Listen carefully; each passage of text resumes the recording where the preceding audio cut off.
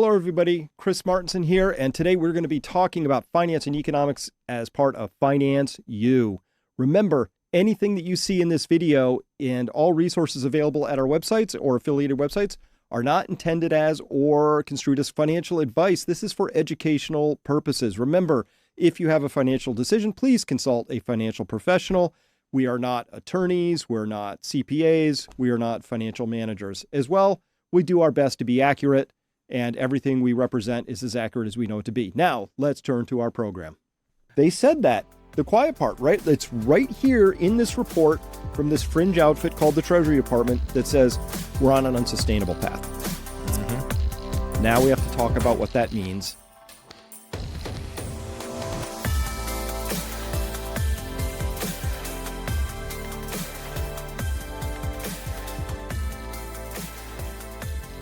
Hello, everyone. Chris Martinson of Peak Prosperity and Peak Financial Investing here with you again. Back with Paul Kiker of Kiker Wealth Management. Good to see you, Paul. Good to see you as well, Chris. Always a pleasure. Oh, likewise. Great conversations we've been having, and I'm eager to continue this one today. So, I care a lot about people being financially secure and well. As you know, during my COVID reporting, I found that a lot of people found that they did not have the ability to resist certain things because they didn't have financial freedom, right? They had to go to work, they had to get a paycheck, they've got kids in college, whatever the stories are, all complicated. But for people who didn't have the financial freedom to say no to certain things, they had to really put up with some things that were not ideal. You were declared an essential worker and sent out into situations maybe you didn't want to go into. Maybe you were forced to take the magic holy thing, which we now know was not very magic or holy. And so all of that's coming out now. So financial freedom matters a lot. And, Paul, I'm a big picture guy. There's some stuff coming that people need to know about, and I want them to know about it. And there's no easy answers to this stuff, but it's right there for us to see if we have the eyes for it. It's there for us if we can hear about it. So I just want to throw that out there. And by the way, this stuff comes to me through a really wacky, it's a fringe conspiracy site. It's called the U.S. Treasury Department. So be careful. I've got some data there. So this is the data here. I've titled this Fiscal Unsustainability, and the subtitle is Who's Going to Eat the Losses? The financial report of the United States government for 2023 finally came out. I like to know what's going on. And so I read this thing. 255 pages of cheery joy. But let's start here. This is the nation by the numbers table that comes out of that report. And so it's just it's a government's financial snapshot, big difference in, just big picture stuff. And they're looking here at the difference between 2023, the year of the report, and comparing it to the prior year of 2022. And so gross costs of the government were, they went from $7.42 trillion, because this is in billions, and 1,000 billion is a trillion, so 7,420 billion is 7.42 trillion, to 7.6 trillion. They got some earned revenue, a thing, gain loss from changes in assumptions. They had some big assumptions the prior year. At any rate, they say here, yeah, I love assumptions that 2.2 trillion in assumption changes. We'll get into that later some other time, not today. And then these are taxes. So we know what these are because we pay these ourselves. A lot of this is, and by the way, that 4.4 trillion is two different types of taxes. It's just income and corporate taxes, straight taxes, but also FICA, Medicare, Social Security, right? So that's total tax review. And then they said here, something that they called this year net operating cost was minus 3.4 trillion. And then there's this budget deficit, which we heard about, which was 1.695 or 1.7, rounding up 1.7 trillion. So that's the number they report. And they say, we had a $1.7 trillion deficit. But then the question is, well, what's that net operating cost? Well, I had to dig around in a bunch of footnotes, and I found out that's what they used to call accrual-based deficit, right? So you got a cash deficit and an accrual-based deficit for those who know accounting, right? Cash deficit's easy. Money in, money out. What's the diff?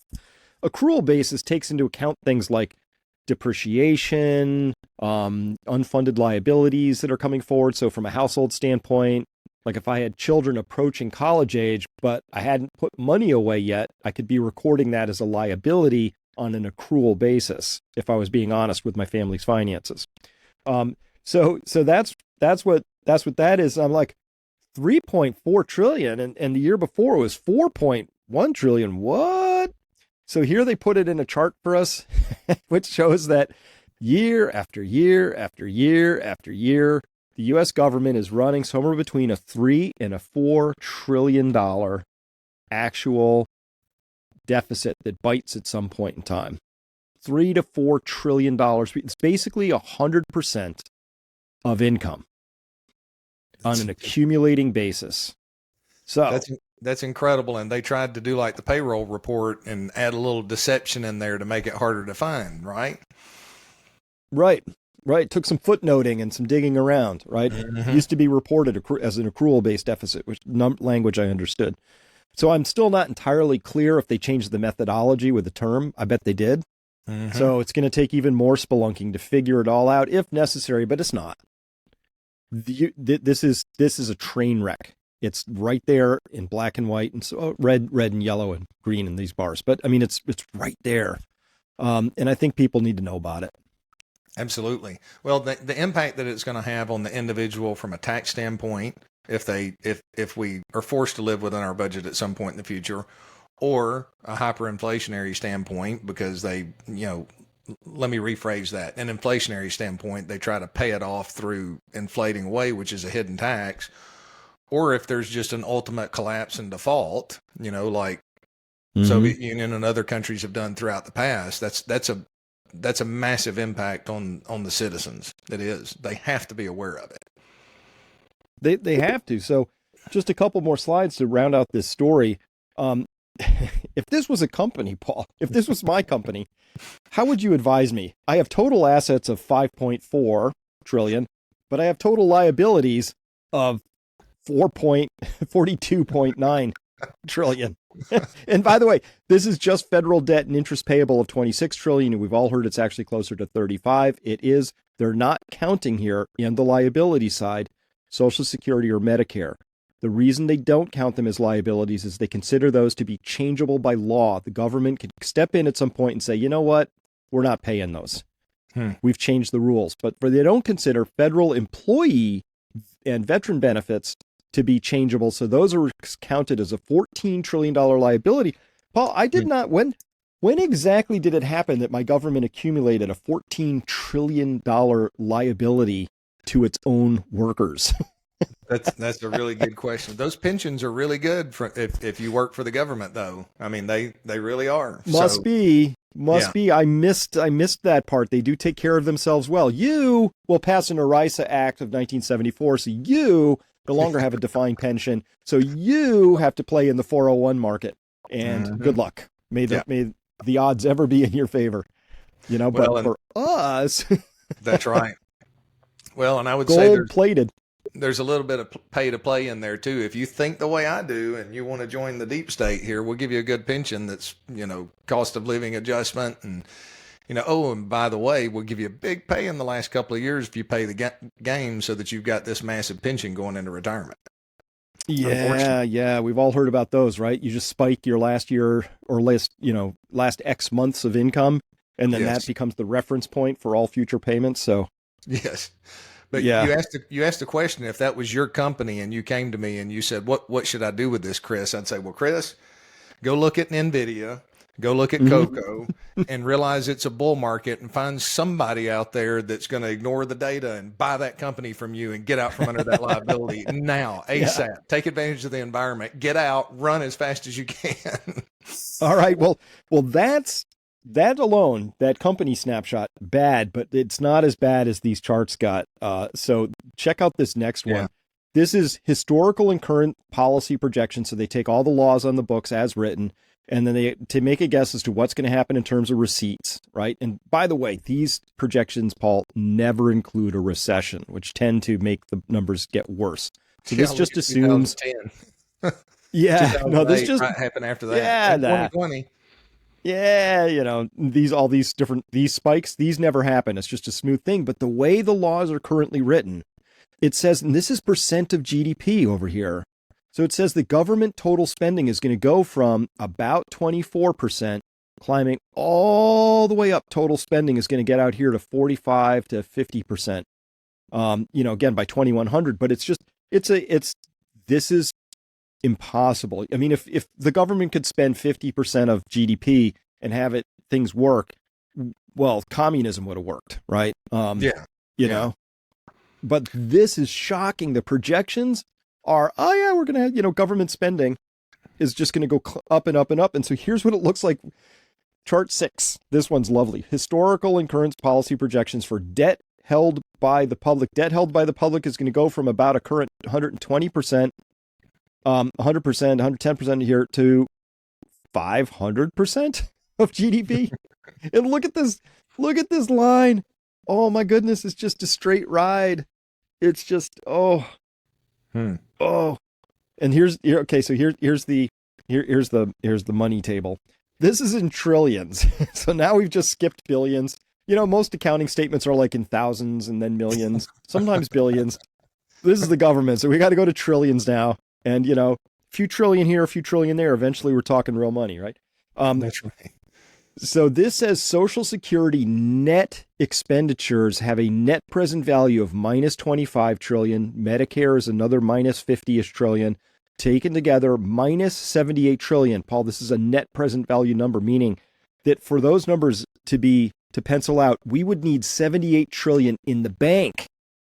Goodness growing gracious. At the same rate as these liabilities are growing in order for this to pencil out to zero. And then there's also, a 75-year fiscal gap is a percent of gross domestic product, 4.5%, but that's another 73 trillion. Taken together, there is $151 trillion of negative holes in the government balance sheet.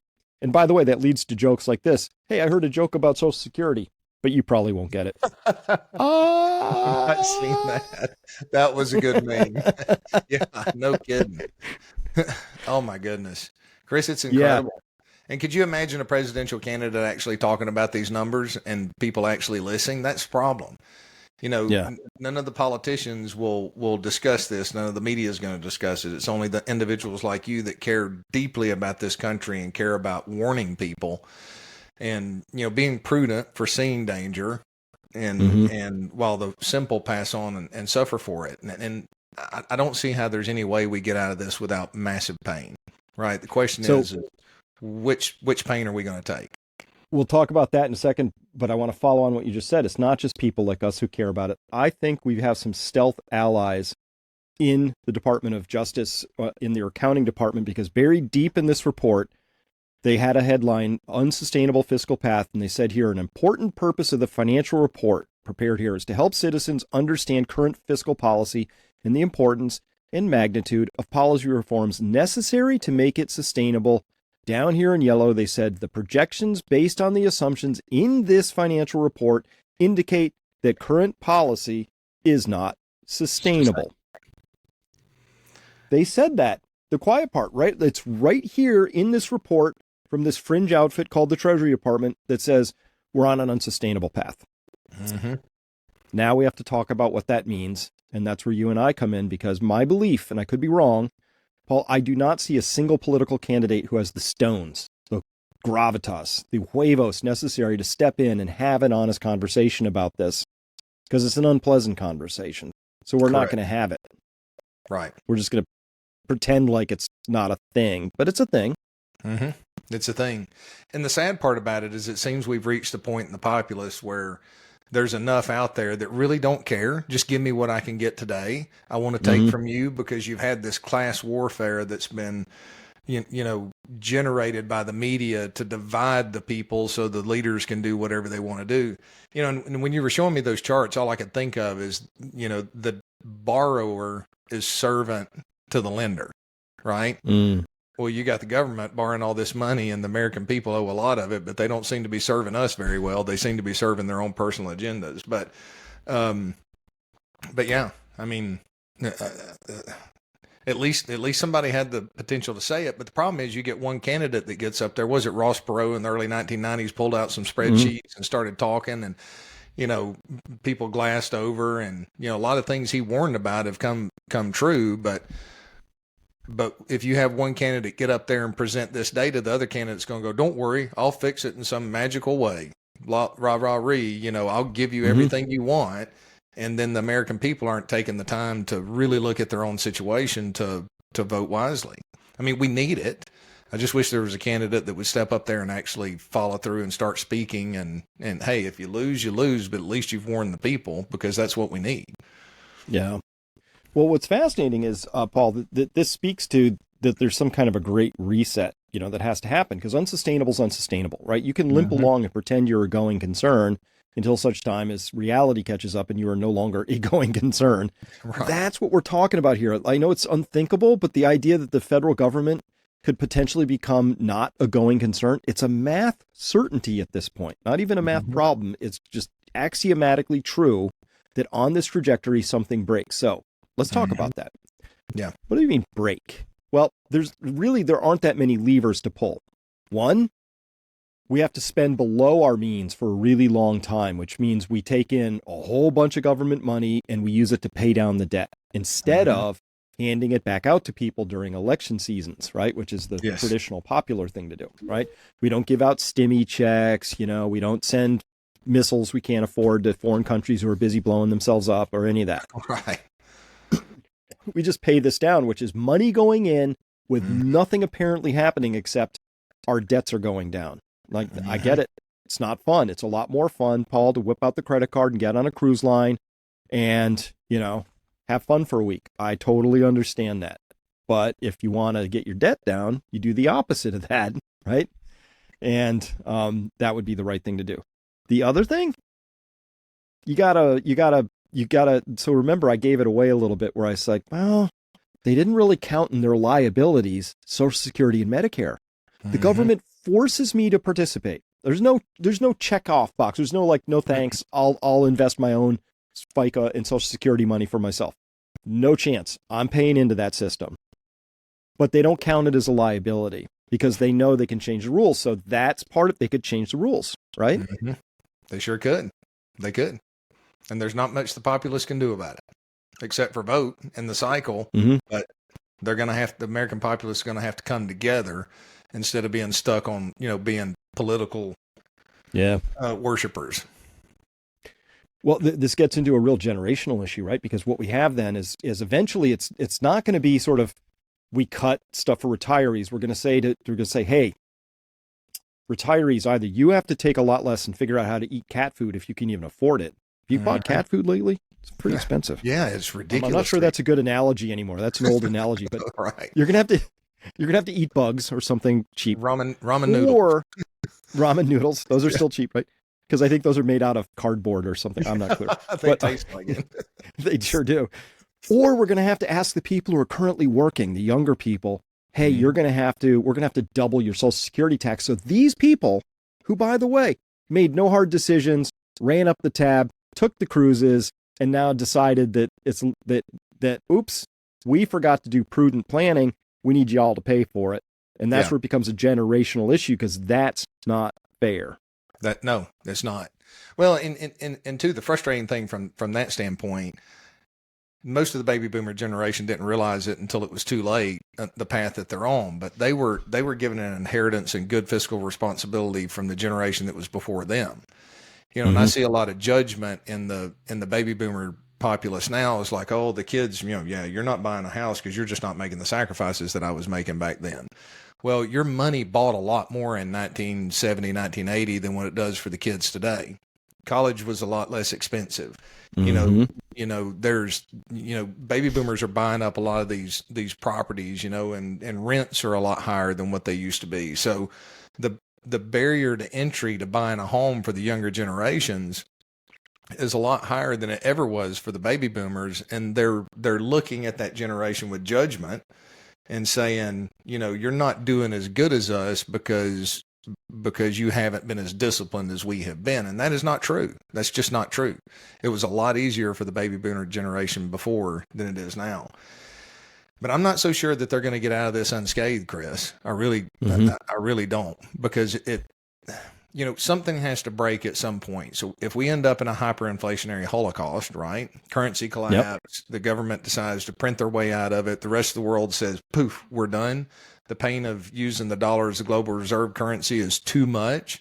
Y'all go do your own thing and blow yourself up. We're not going to continue to send you our manufactured and hard-earned goods and ship them over to you for your worthless dollars, right? So if that happens, then the baby boomers are going to lose everything through a inflationary holocaust anyway.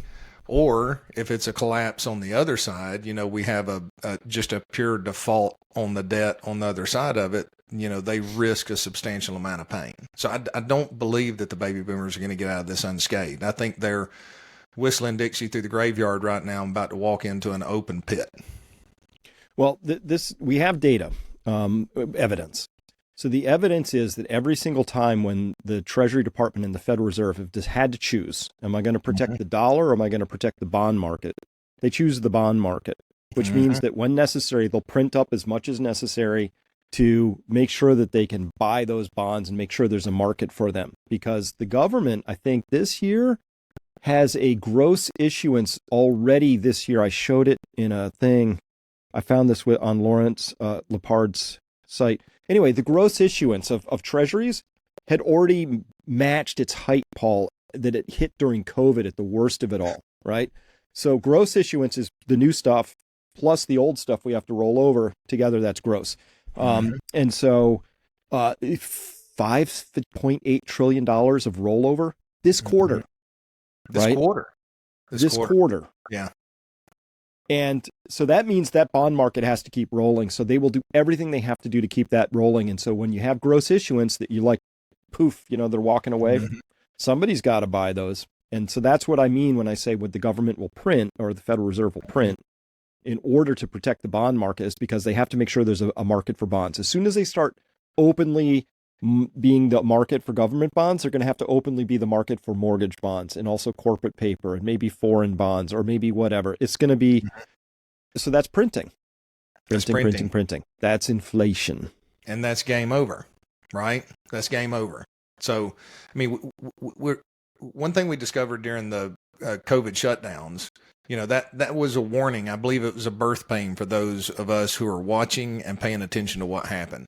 I quite frankly had no clue just how finely tuned the global just-in-time inventory process was, right? But all of a sudden, you discover quickly, wow, we've got all kinds of backlogs and bottlenecks that are in the system.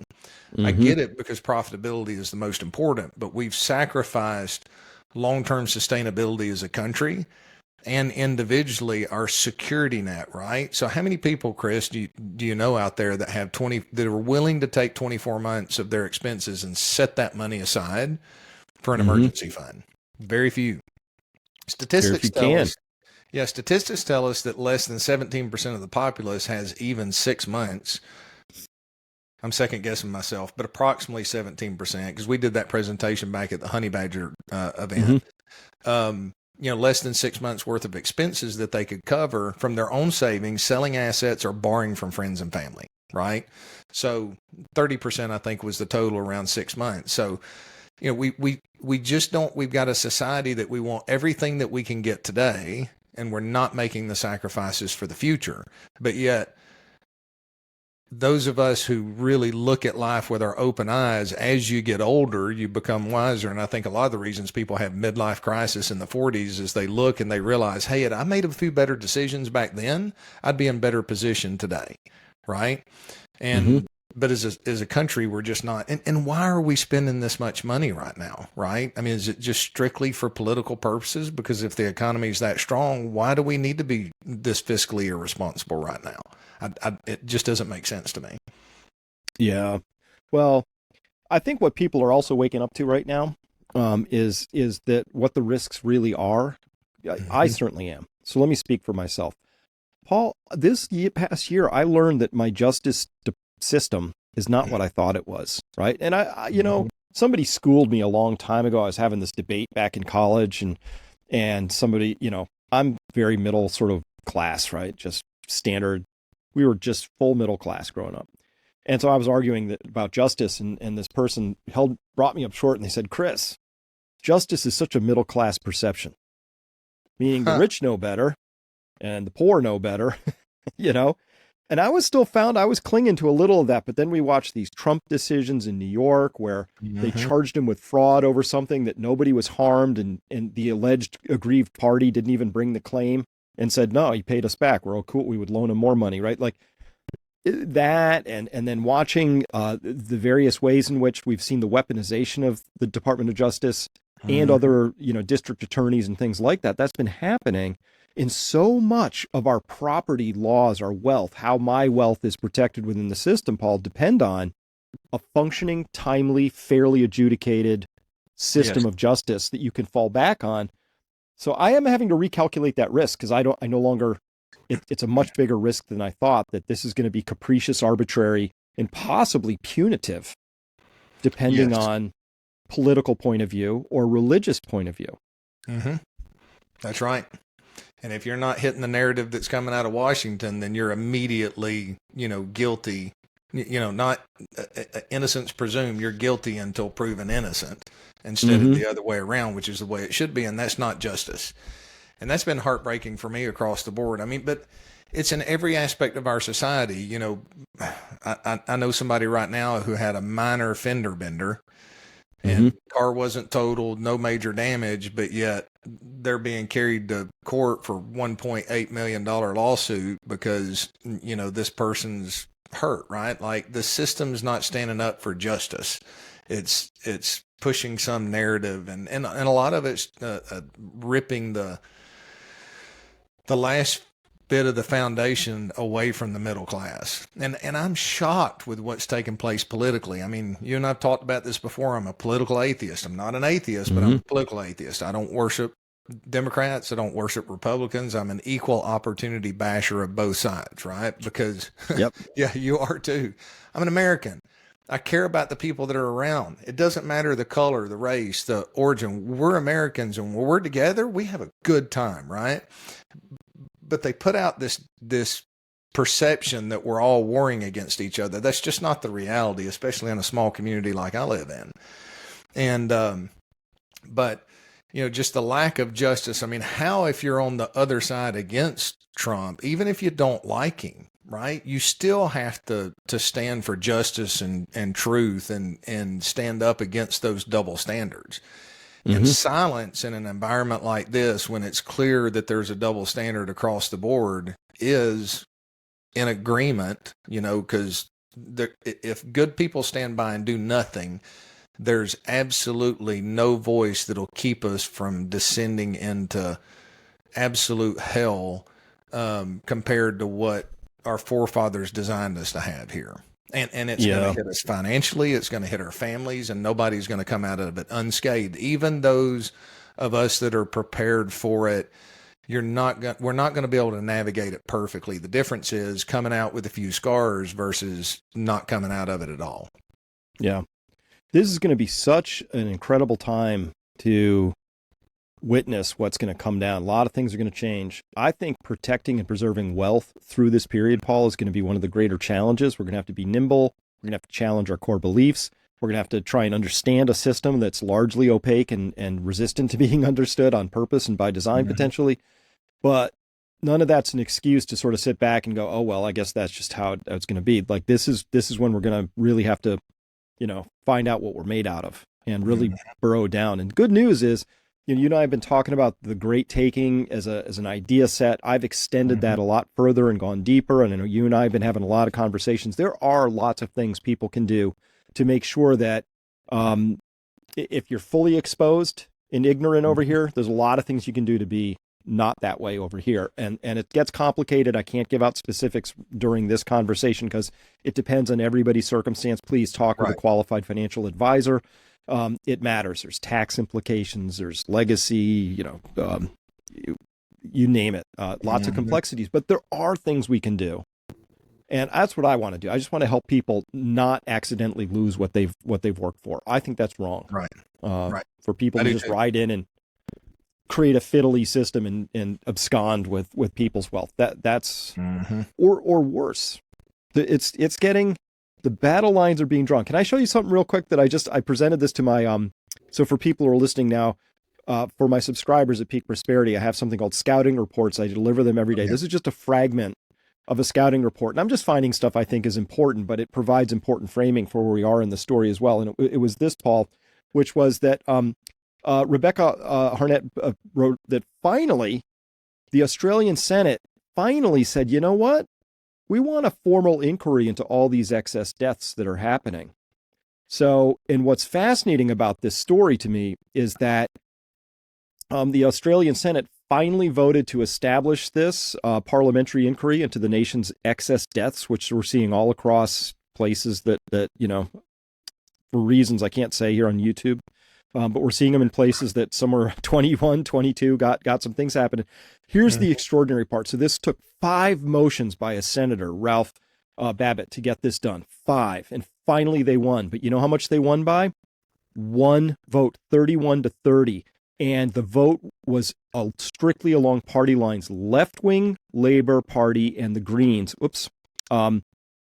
were 100% against just looking into what might be the cause of excess deaths that, by the way, have resulted in a minimum of 10,000 Australian lives being cut short.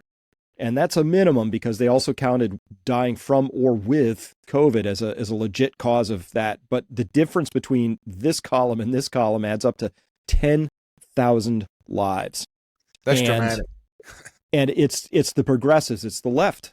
Again, I used to be really apolitical, but this I can draw a line on, Paul. People who would vote against looking into why their own citizens are dying, these are people I now classified that we're on different sides of the field in this particular story. No, I agree with you on that. I shift to that's a side that I don't understand, because if you're not willing to bring something out of the darkness and into the light to examine it, and you don't love the truth enough to pursue the truth and have the courage to go forward, what is it? Are they that selfish that they're like, oh my gosh, I don't want people thinking bad about me because I was against this and I was deceived? So what? If we make a mistake, you have to admit that mistake. You learn from the mistakes of the past, and you press on to the greater achievements of the future. That's the Optimist Creed, by the way. I like the Optimist organization. But anyway, so I'm with you. I have to draw a line with that too, because it just doesn't make sense to look into it and find out how we can be better for the future of our children and our because ultimately it wraps down to their individual families as well. And they would rather keep something in the dark to cover their own rear end potentially. But I don't think anybody at this point, yes, I think there's people that should have capital punishment for what they did through that. But there are a lot of people that were just deceived in it. Just get it out here. Let's get it into the open. Let's figure out how to not ever end up in this situation again. That's horrific. But hey, kudos to that individual for fighting, because that should be something that opens the door of truth for the rest of the world. At least we have somebody that fought hard to get there, right? Yeah. Yeah. And I'm hopeful because, now there's other things sort of erupting where we're starting to be able to finally ask questions. But this again, so the whole COVID thing in this particular saga, and now also the cancer deaths that are now suddenly spiking all over the place, are actually, and because I think the Duchess, they're in the UK, they're finally saying, hey, way too many young people are dying from cancer now. And regardless of the cause, we should be looking into it. And we haven't been looking into it, right? Mm-hmm. And it's not worse than that. It's that there have been people blocking looking into it. And I don't understand that, right? No, I don't either. And I just don't. But now it's finally starting to come forward. And the parallel for me, though, Paul, is the same thing that you've been brave enough. And thank you so much for doing this and being willing to work with us, which is like, oh, there was some uncomfortable stuff that we learned about how the things got structured in the Great Taking. Fine. That's no reason not to look into it, No. Even though it could be complicated, even though it could work against, your and my self-interest. It's like, no, it's the right thing to do. You have to look into it and figure out what we can do, because that's life. That's where we are, just how it is. And I'll tell you what, I wouldn't have it any other way, because we have to take our responsibility. Like as a fee-only advisor, we're considered a fiduciary. So Mhm. my responsibility as a fiduciary is to educate those that we serve over known dangers, right? I've spent 26 years working with retirees. I've seen just about every situation that can be out there over that period of time. I know the potholes that are coming up around that the average person is going to face. We're going to help them sidestep those. So now, and I will say, I understand why people just want to, in our industry, my industry, want to bury their head in the sand, because I looked at it a couple of times and I'm like a pit bull with something when I grab hold of it. And I sat Yeah. there and I just thought, oh my gosh, the amount of work that this is going to take to protect people. Mhm. And then it's like, let's do it. We sat down as a team, said, let's figure out a way to do it. If we can do it, we're doing the right thing for people. And we're wearing that title as best that we can, as honest as we can, because, my worldview is I've got to answer to a higher power at the end of when I'm done. Right. And I'm Mhm. not a perfect person. Cut me off at a 4-way stop and I don't wave with all 5 fingers. About the nicest way I can put that. I've Mhm. had to apologize several times before to people that I know. It's like, I tried to wave afterwards, but you cut me off. So I'm not a perfect person by any means, but Yeah. if you keep that and you know that you've got an account and you live your life, like anything could, if everything I did is on the cover of the paper, would I be embarrassed about that? If we all lived our lives that way, I know you do, Chris, you live your life that way. That's one thing that I've Mhm. just been so impressed about you as I've gotten to know you over the years. So, um, that's a responsibility. It's worth the work. And that's how we do our part in making a difference. That's how we do our part in one step.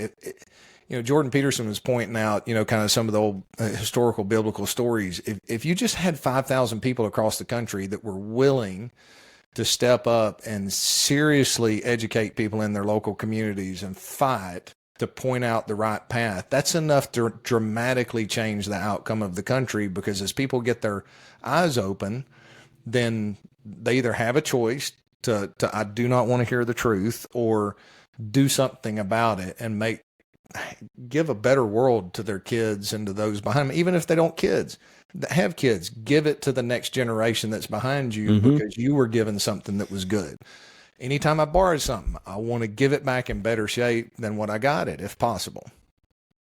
So Absolutely.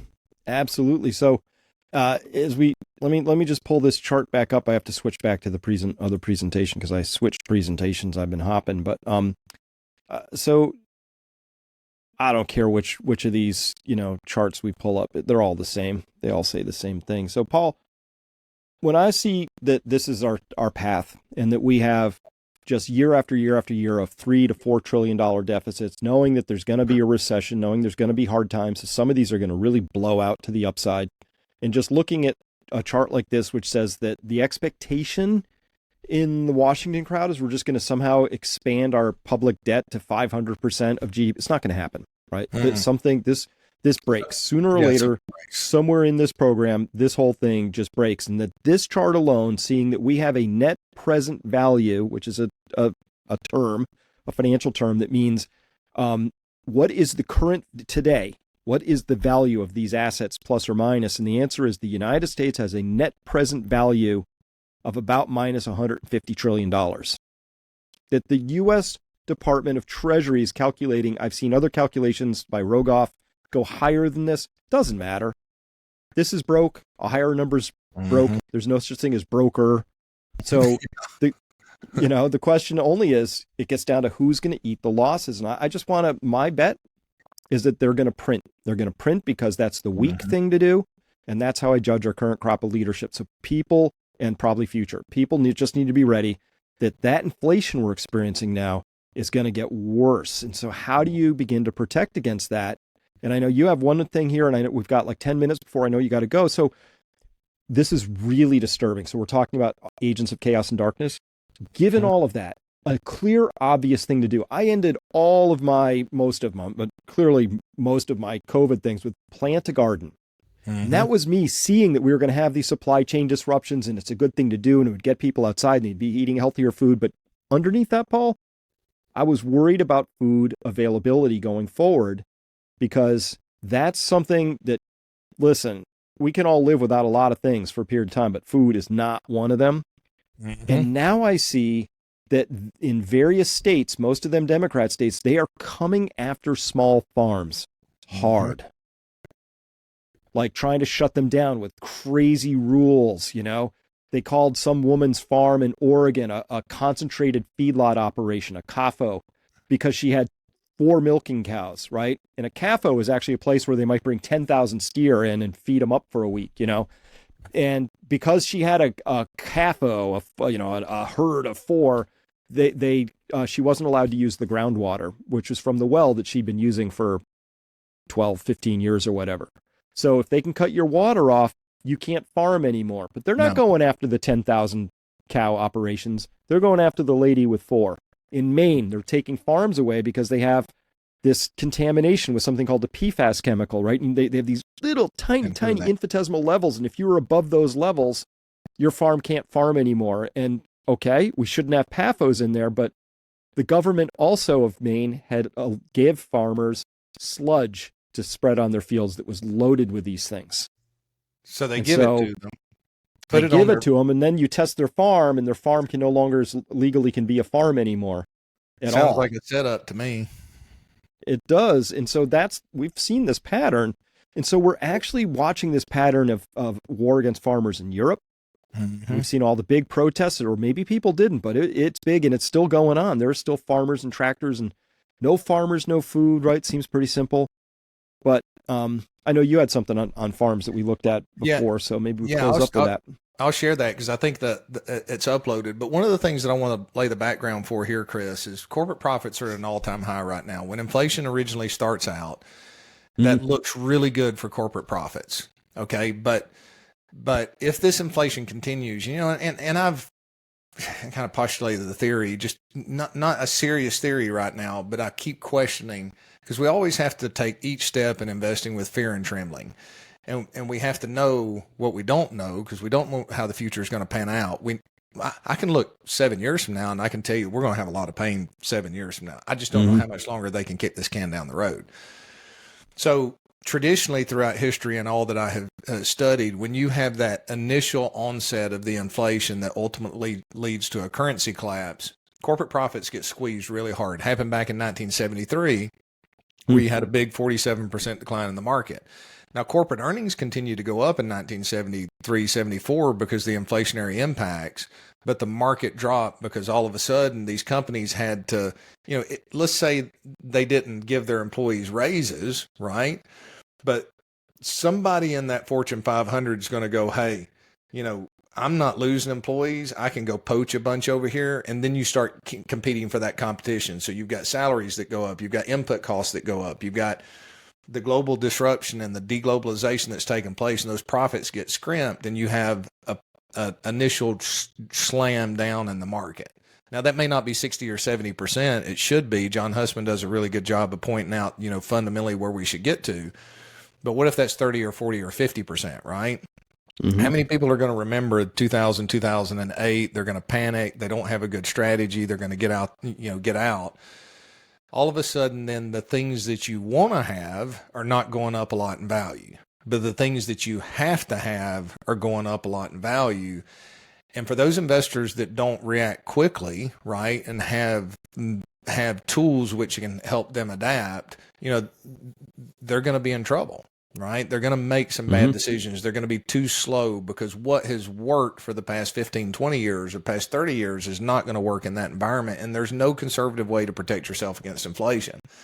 So I'll give a backdrop here and show the cocoa chart because I just got to show that. That's actually what started this. So I was like, I came across this and then I came across the next chart. I'm like, okay, this is what we got to talk about today. So if I share or, something that I'd like to at least share. So if I share my screen to begin with, let me get my window here.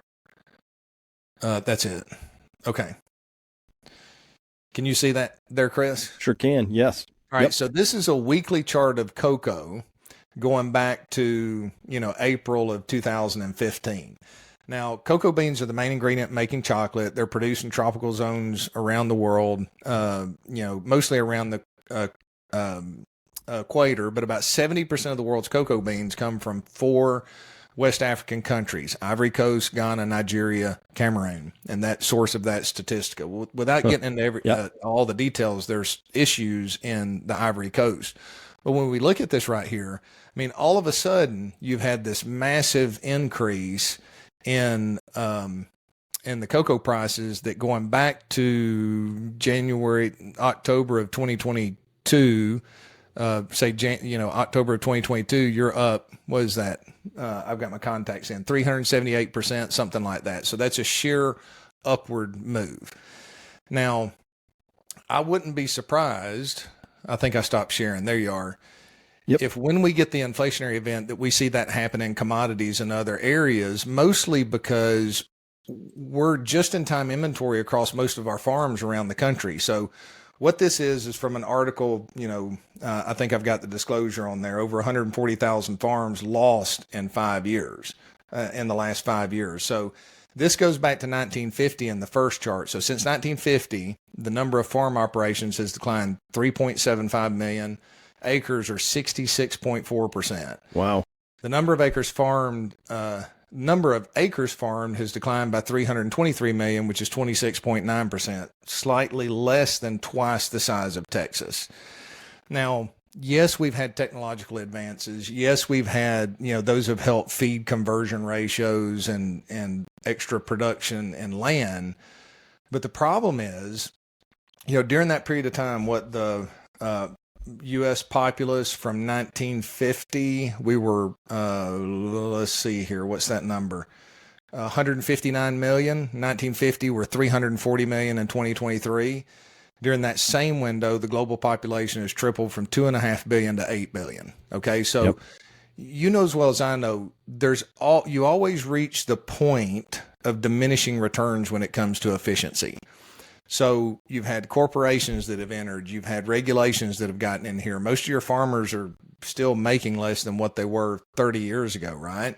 Yep. So this figure talks about the change in the number of farms. So you've had some, the largest increase was in Hawaii. Next, you've got Iowa up here. That's really in the mainland. You've got a couple in Rhode Island, New Jersey, and Maryland. But that's a dramatic reduction in the number of farms. 17,000 less farms in Texas, and was that 7,300 in California, just to put it in perspective. So, this is a dramatic reduction. Yes, we've got extra efficiency, but what happens if if deglobalization continues and we have to continue to produce within the United States? So this is a percentage reduction in farms across the board. Wow. So and that includes acreage. So acreage, number of farms, obviously. So small farms are getting wiped out. We're going to the ag model, big yes. ag. Yes. But also number of acres is down. Yes, the number of acres is down. So, wow. Yeah, the number of acres operations has declined 3.75 million. The number of acres farmed declined by 323 million, or 26.9%. I might not mind that too much, Paul, if that was like, it was left fallow and so it's still good farmland, but, it needs to be left fallow. But I bet a lot of that got paved over or built on or otherwise repurposed into the suburban experiment and strip malls and things like that. I wonder how much of that's just gone. That's a good question. He didn't go into all of that inside the article. But, he did just point out that, percent change in area operated. So, Yep. Texas lost a lot of farms, but you only had about negative 1.2% in area operated. You go up there to Oregon, you've got 5%. But, the concern is, my concern is you look at, if we're going to end up inflationary from this standpoint, I want to show one other, chart that I have showed before. But the reality of this is, let me go in here. Bear with me just a second. I got to find the right chart list. I'm trying to save you from having to go through all of that, and for whatever reason, on the wrong ones. Well, while you're pulling that up, it was interesting on that prior chart. A lot of those states with red that had lost a lot of acreage, those were blue states, right? I saw Maine, I saw New York, I saw Oregon. Those are places where farmers are having real trouble because we got these busybody people coming in wanting to legislate the heck out of those farms until they put them out of business. I don't know why they hate farms so much. Possibly because farmers have an authentic connection to something, and these people hate that. I think, it's a guess. I don't know. I don't understand that. There's got to be some, they're deceived in some manner, because if they actually sat down and thought about it, a lot of times I'll talk to people, especially, friends, or just think, just think through what we talked about for the next couple of days, and then let's revisit it. So we're not into it. Sometimes I just don't think they take the time to think about it. Yeah. So the one thing I want to show you here, and this is what's unique. Now, first off, this is not a recommendation. This is just an observation, because I'll tell you right now, we are not overweighting commodities in this environment. We did, kind of late 2020, but we had some signals that told us in 2022 that we needed to, take our profits and go somewhere else. But what this is a chart of the major indexes from 2008 till today. So the black line is the S&P 500 index. The blue line is GNX, which is the Goldman Sachs Commodity Index. The red line is MSE EFA, which is developed markets. And then you've got emerging markets. So here we are since January 1st of 2008. We're 16 years later. The U.S. markets. Now, I don't have the NASDAQ here. NASDAQ performance is a little bit better than S&P, but it gives you an indication that the U.S. markets have garnered all of the assets at the expense of commodities, emerging markets, developed markets. Now, that's unsustainable from a long-term standpoint. We just don't know when that's going to change. But if you're one of these big U.S. companies in the S&P 500, man, money has been flowing to you like crazy. If you want to offer stock, it's no problem. If you want to put bonds out there, it's no problem. Money's become easy. And if we go back to that, good times create weak men and women, you've got businesses that can be complacent in managing. You take these other companies in the commodity industry and emerging markets, if you're Latin America, I mean, you've had to be lean and mean and paying attention, disciplined in everything you do, because you have to fight 100 times harder for the money that's out there. Now, we saw that happen from 1990 to the year 2000 as well. Now, these charts don't go all the way back on a daily basis, but it gives you a good representation of the U.S. markets outperform.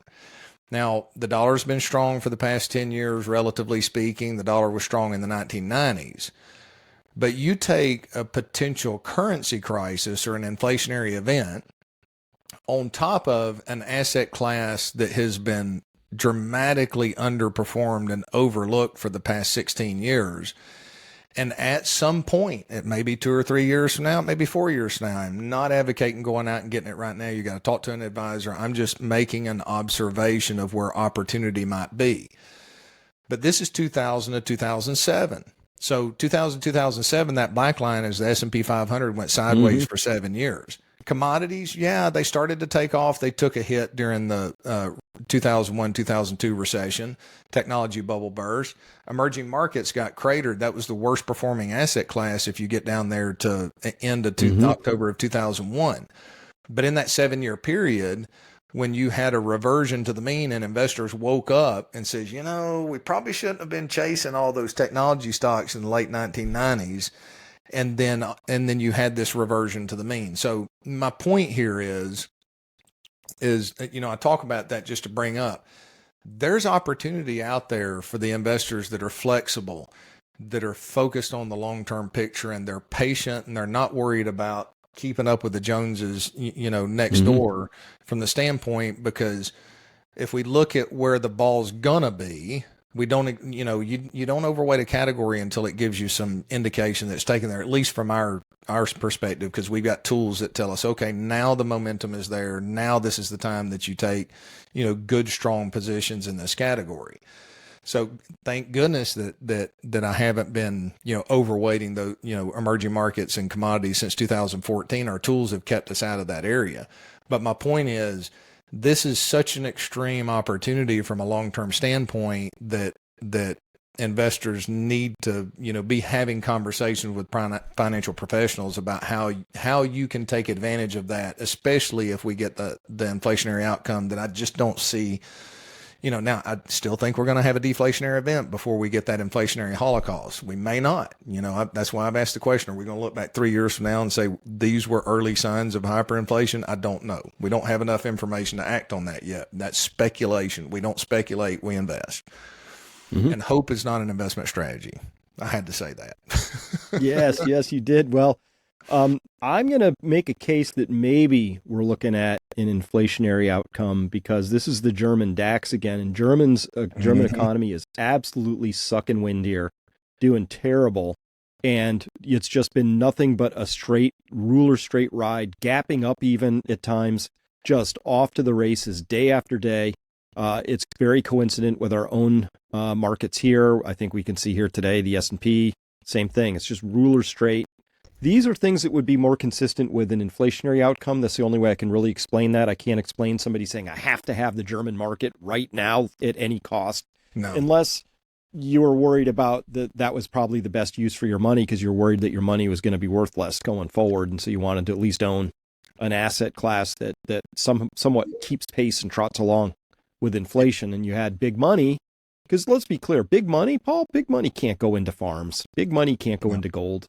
Big money can't do the things. That's a good thing about being a smaller investor is that we can actually, duck around a little bit. I don't know what I would do if I was, Norway. If Norway said, Chris, what should our sovereign wealth fund do? I'd be like, I don't know. Right. All the reports. I mean, when you think about that, and that's one of the things that I point out to investors and clients is tops are a process. And the reason tops are a process and bottoms are event is it takes time for the big money to create the media euphoria and the belief that you're missing out on all this so that they can sell to you. They can't do it overnight. It takes 6, 9, 12, 24 months for them to get out because they're playing the long game. On an individual level, if you've got less than $100 million in a particular, in most of the stocks that are out there, you can sell everything that you've got, $100 million worth of most publicly traded stocks, not all, don't hold me to that. This is just kind of generally speaking. And one trigger, you might hit the price of percent, right? But if you've got 100 million, may do more than that. But if you're billions, if you're a lot more than that in today's environment, it takes time. And you have to generate enough public demand from the individual person through convincing you that there's fear of missing out so that they can offload their shares to you. That's the reason why tops are a process, and that's the reason why it's typically the most euphoric at the top. Now, you go look at some of the insider transactions that are taking place right now. We've had a lot of relative. Now, are they huge parts of their holding? No, but it coincides with prior market peaks in the past where they're reducing their positions, because there's enough demand out there right now to do it. So the point being is, look, our tools are saying the path of least resistance is higher on the market right now. And I'm I wouldn't be surprised to see a correction. I expect the market to go higher into midsummer, but we have all the signs under the surface that we are in a topping process. So we have to act accordingly. We just got to invest with fear and trembling at this point. Play the game as the rules are forced upon us, but have one foot close to the exit so that you're not, so that you have a chance to get out the door once the building starts burning. Absolutely. Well said. Paul, I know you have to get on with your next appointment here. Thank you so much for your time today. We've been talking with Paul Kiker of Kiker Wealth Management. If you want to have an amazing interview and discussion with Paul about your personal financial circumstances, please come to peakfinancialinvesting.com. Very simple form. Emails get kicked out. You'll be notified and called back and then start the process. So with that, Paul, thank you so much for your time again. My honor, Chris. Have a wonderful evening. Thank you. You too.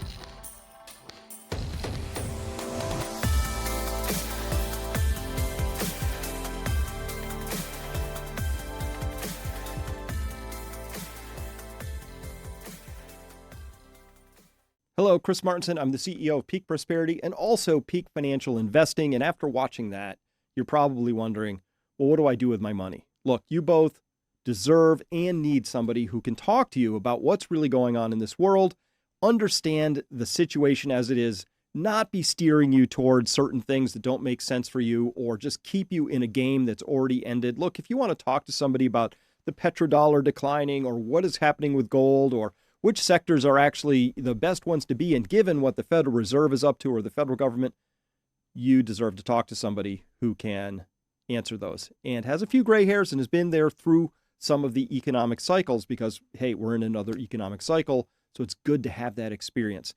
Fortunately, at Peak Financial Investing, what we do is we go out and we scour and we look for the very best firms out there who satisfy one thing above all else. They've got great experience coupled to great customer service. So if you want to come by peakfinancialinvesting.com, there's a very simple form you can fill out, just a few fields. You hit send. What happens is an email gets triggered out. It goes to an endorsed firm of ours. You will get an email back. You can then set up a phone call for a 30 to 45 minute free, no obligation, no pressure call to find out if this firm is a good fit for you and to find out if you're a good fit for the firm. It has to go both ways. And if all that matches up, this will be one of the best things that could happen to you this year. So please come by peakfinancialinvesting.com. Very simple process. We would love to help you if we can. Thanks very much.